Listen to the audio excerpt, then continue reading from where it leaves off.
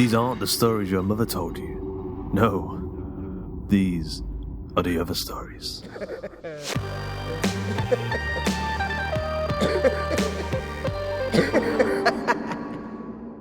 Today's episode of The Other Stories is Basement Shapes, written by Derek Keefe and narrated by Justin Fife.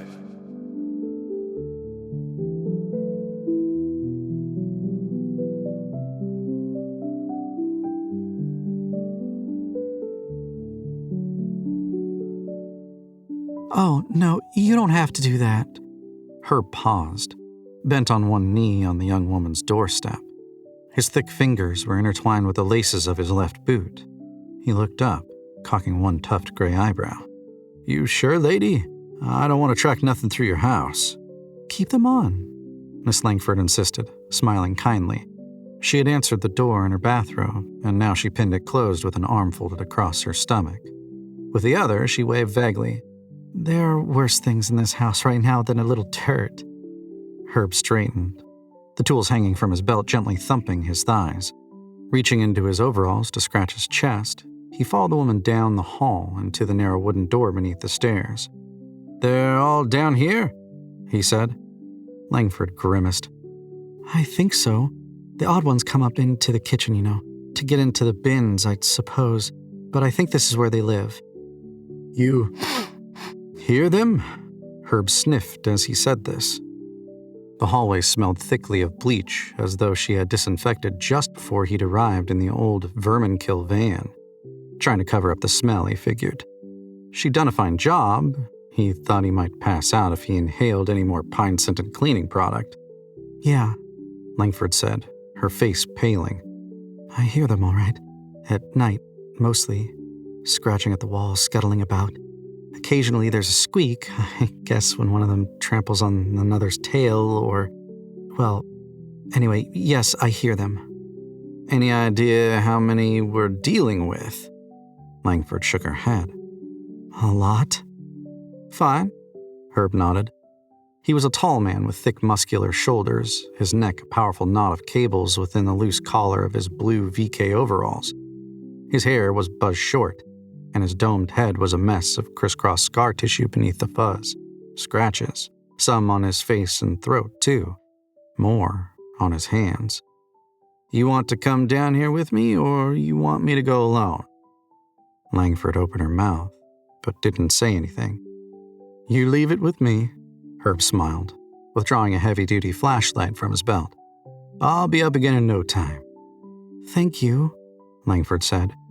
Reaching out to open the door, she hesitated, as if frightened that upon doing so she would unleash a flood of rodents into the hallway. It's all right, Herb said quietly, touching her arm gently before she could knot her fingers around the handle. She pulled her hand away, thankful for the intervention. You go have a cup of tea, why don't you? I'll take care of this. Langford nodded gratefully, tightened the belt of her dressing gown and headed wordlessly for the kitchen.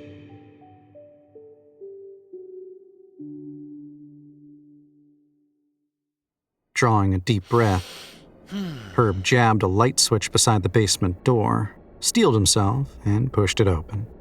Heavy boots clapped the stone steps into the cellar as he moved slowly downward. The light bulb hanging from a frayed cord before him flickered, casting dim amber shapes onto the concrete walls. A wedge of pale light from the hall fell onto the stairs, but was killed shortly before the basement floor. Herb stopped at the bottom. The flickering light was irritating, and he squinted as he pressed forward. The cellar was larger than he expected, a separating wall of shelves obscuring his vision of the furthest half and blotting out all the light. He saw no rats in this half and listened carefully. If he could see them, then this would be a nice, quick job. He'd grab some traps from the van, set them down here, and leave them for a couple weeks, and call it a job well done. If he couldn't see any sign, however, then he'd have to dig them out first. A little depressed at the thought, Herb moved toward the shelves.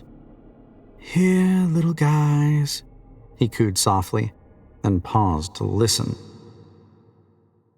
No scratching, no scuttling. In fact, he sniffed again, and only received a pungent bloom of disinfectant that made his head spin.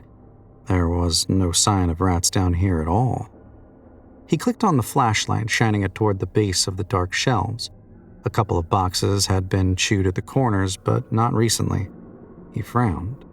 Turning a wide circle, he swung the beam onto every corner that he could see, then returned his attention to the shelves. They stood floor to ceiling, a narrow gap between them just wide enough for him to squeeze through. Reluctantly, he took a step toward them. "Anything down there?" Miss Langford called from the top of the stairs. "Nothing yet," Herb called, turning his head a little. "Just a sec."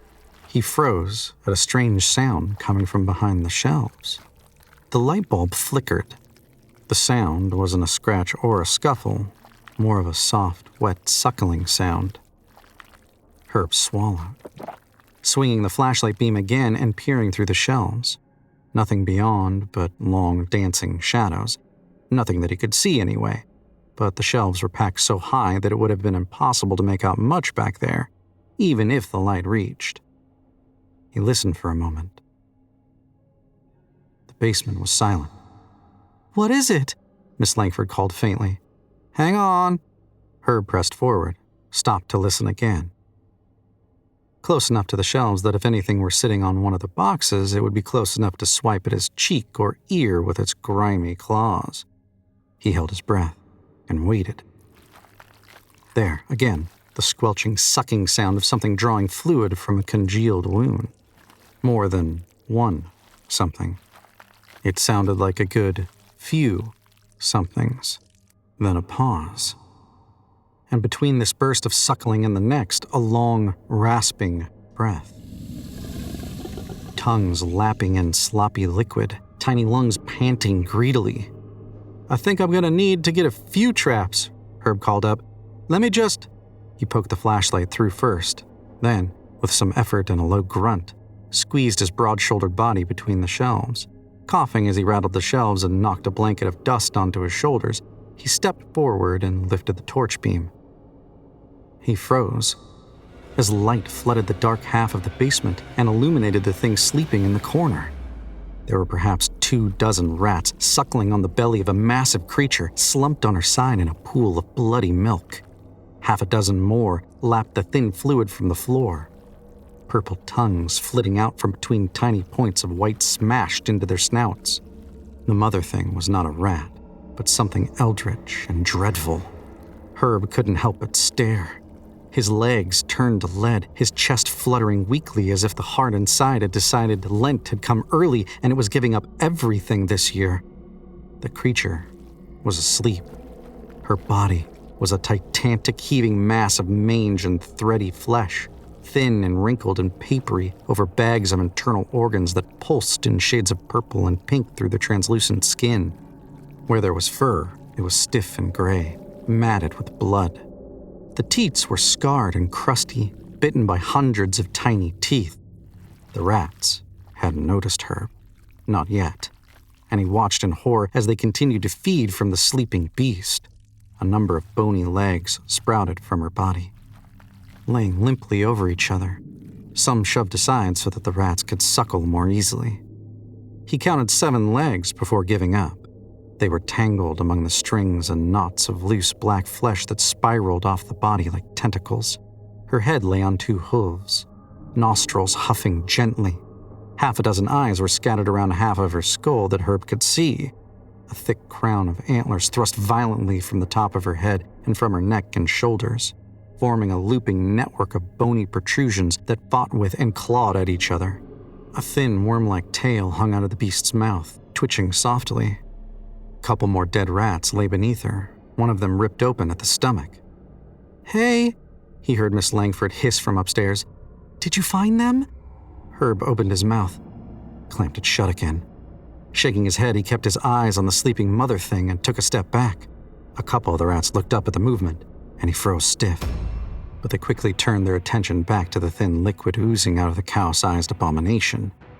Fumbling behind him, Herb found the edge of one of the shelves and took another step, sucking in a breath to squeeze himself out into the near half of the basement. His flashlight beam flickered. Tiny beady eyes, dozens of them, flashed hungrily in the dark. "Oh God!" he whispered, sliding his body back through the gap between the shelves.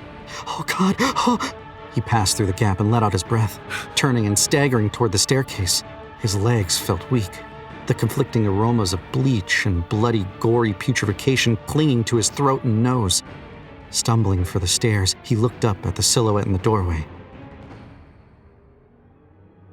Miss Langford towered over him, her face obscured by shadow, her body suddenly angular and imposing.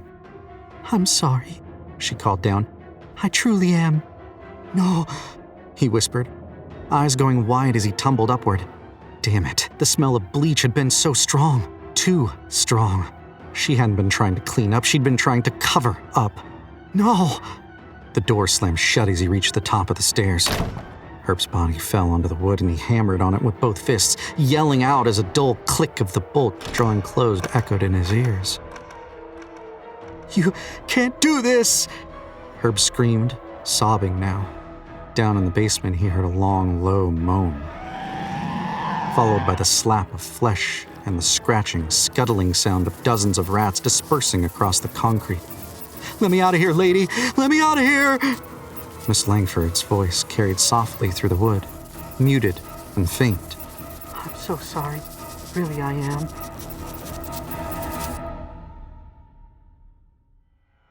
Herb turned his head as the shelves crashed open, boxes and cans exploding into the basement. The enormous shadow of the creature punched through as the shelves smashed into the walls, mouth opening wide in a dreadful high-pitched shriek. Some of the rats still clung to its belly, and they swung as it lurched forward on half a dozen bent and bony legs, its sagging body quivering with excitement. It looked up and saw Herb, frozen on the stairs. Its eyes were open, but he knew immediately that it was blind. They shone an eerie green, blank and vacuous points of light in a head that was swung as if it were sniffing him out. Its antlers threw long and twisted shadows in the flickering light. Herb threw his flashlight in desperation, and it thumped the creature's head, bouncing off and skittering over the floor. The creature's head snapped toward him, and she drooled, grinning hungrily. All around her, rats hissed and thrashed their tails on the floor, excited. Herb swallowed. So this is what it feels like, he thought. He had often wondered, just what does a rat think when it steps gingerly onto the trap? Just what does it think in the moment before? Snap. Its spine is crushed. Probably. Fuck, this is going to hurt, Herb thought. And then the creature bellowed and lurched up the stairs toward him, and he screamed as his back was smashed into the door and the thing's antlered, eldritch skull detonated his chest with a spray of hot gore.